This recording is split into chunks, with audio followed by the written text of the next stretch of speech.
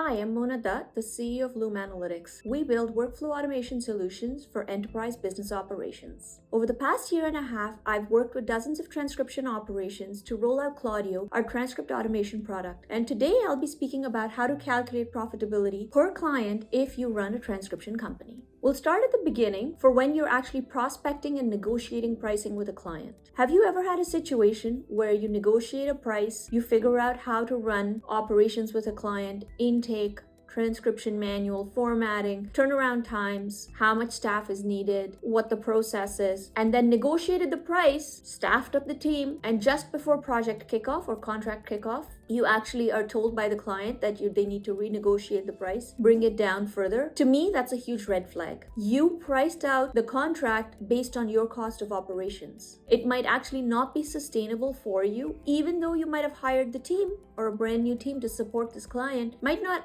be financially sustainable or scalable for you to continue working on this contract if the client decides to drop the price by too much. So you need to be careful of how that's handled. We had a situation once where our client, the transcription company, negotiated the contract, very similar to what I just spoke about, staffed up the team because they did not have the capacity in-house to support this new client. And then a week before they were supposed to go live with the contract, the client came back and actually brought the price down by around 10 to 15%. Unfortunately, our client, the transcription company, had to walk away from the contract, rightfully so, because the business model just didn't work. Their cost structure basically would have shaved 15 to 20% off the bottom line if they'd agreed to the new revised price. The next stage that you have to look at is intake. When you're onboarding a client, it's very important to understand the information that is required to produce a complete transcript and make sure that when they are making transcript requests, that all the information is provided up front. Because every time you have to go back and ask a client for updates to be able to produce a complete transcript, that's an additional cost. Whether it's an administrative cost or it's your transcriptionist that's having to follow up, it's still a burden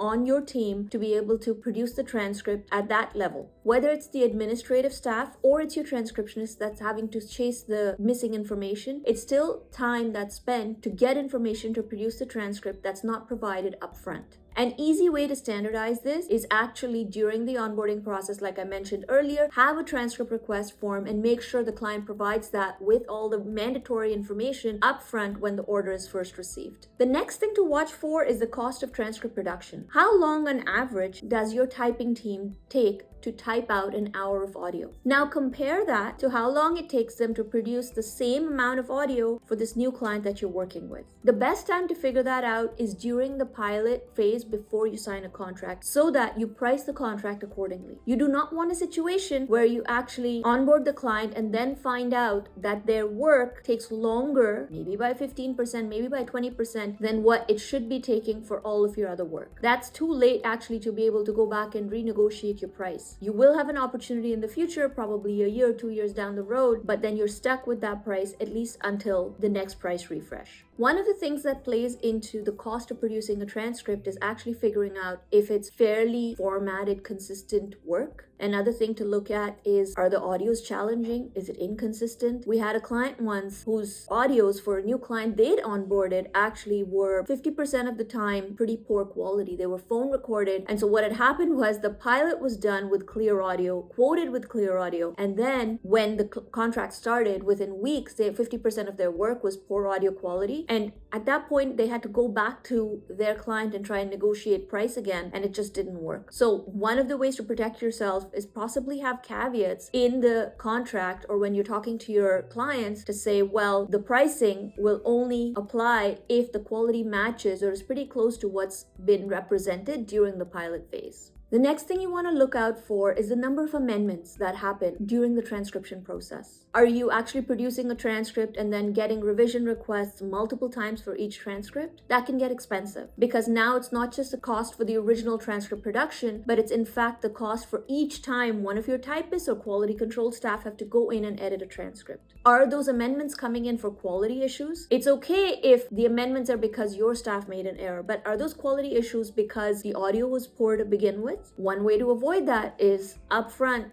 ask the client if they have backup audio when you find out that the audio is of poor quality during the intake process? Are amendments coming back because of formatting issues? Then you should probably look back at your transcription manual, or if you don't have one, work with the client to create one upfront for formatting guidelines. Basically, what you're trying to do is avoid issues where transcripts keep coming back because they're not matching what your client thinks the expected standard quality of production is. Things you want to cover in a formatting guide will be things like number of spaces between sentences, number formatting, how our address is formatted, quotes, citations. If you're in the legal industry, how you refer to case law, how you refer to acts. If you're in the medical industry, what are you capitalizing? In terms of medications, do you capitalize generics as well as brand names, or do you just capitalize brand names? These are things that you want standardized upfront so that they don't affect you during the entire live operation.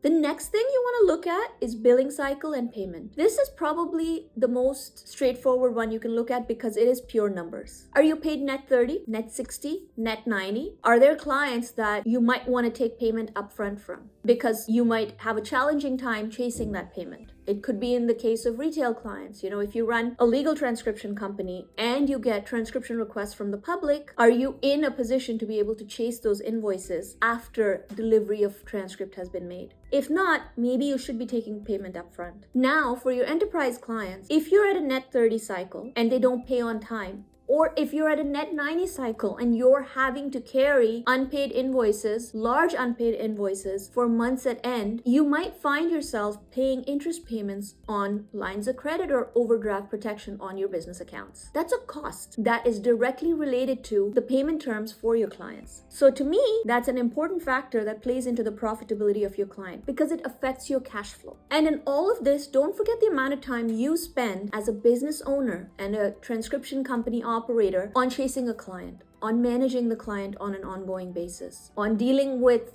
unpaid bills and invoices. Because in addition to your staff time, your time has value. I've had situations where I've worked with other professional services companies as well, lawyers, accountants, where when they look at their revenue number, it looks beautiful. But if they start looking at the amount of time they've spent to earn that revenue, the amount of time they've personally spent chasing unpaid bills, managing clients, all of that, they don't really like the number they look at the end of the day in terms of profitability and what they take home on an hourly basis of work put in. So that's an important thing that you need to also look at. And finally, you've got to remember that the vendor-client relationship is a very delicate balance. If the power balance is weighed very heavily in favor of the customer, that can actually create a challenging situation for your staff in terms of morale, in terms of cash flow, as well as the long-term sustainability of your business. I hope you enjoyed this, and I look forward to speaking to you in the future. Thank you.